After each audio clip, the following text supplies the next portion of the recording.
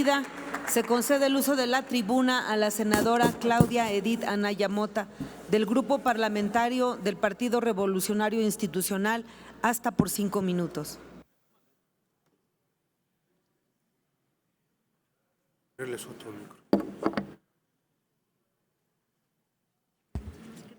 Sí, claro.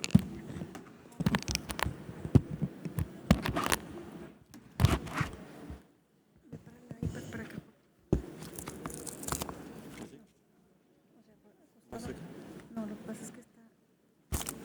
No, ¿Cómo?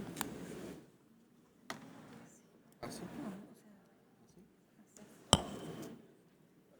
Pero no se va a quedar quieto.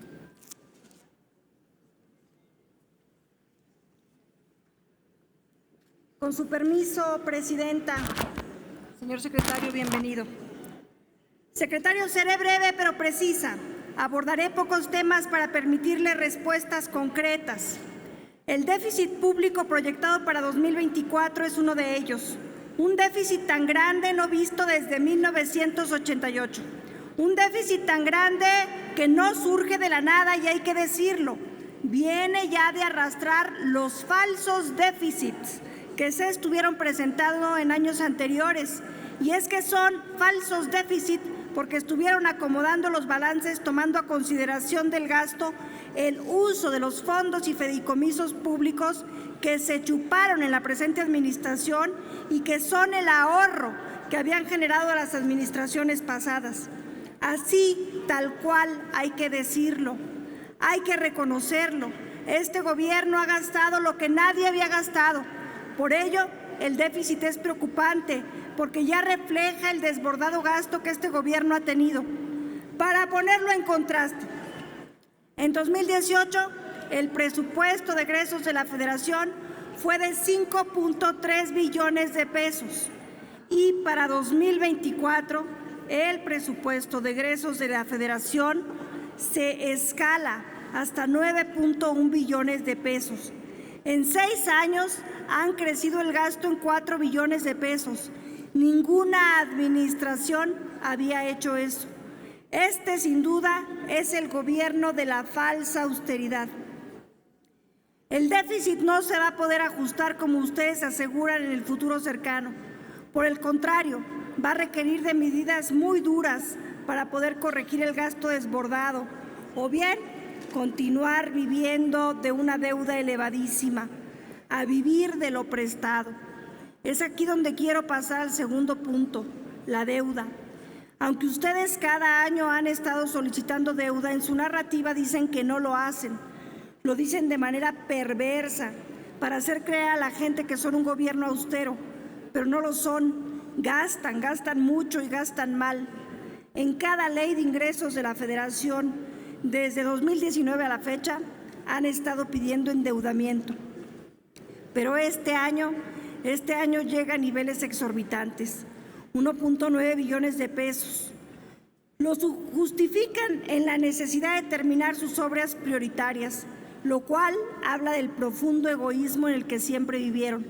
Pero además reitera la mentira, porque el monto de lo solicitado no se utilizará más que en una mínima parte para infraestructura.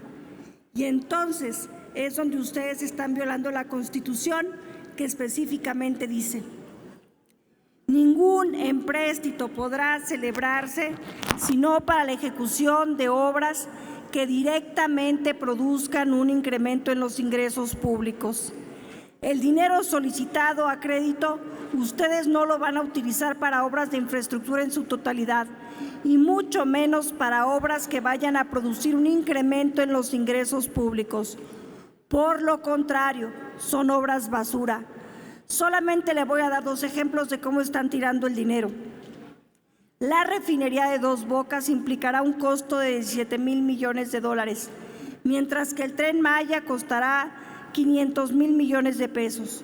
Para la refinería de Dos Bocas se estimó un costo inicial de 8,000 millones de dólares, mientras que para el Tren Maya se tenía un costo inicial de 156,000 millones de pesos. La refinería de Dos Bocas y el Tren Maya traen un sobrecosto de 113 y 221% respectivamente. obras prioritarias con sobrecostos majaderos, que solo hablan de la mala planificación, la corrupción y la ocurrencia con la que van haciendo las cosas. Pero además de los sobrecostos, le quiero hablar de la inutilidad de las obras.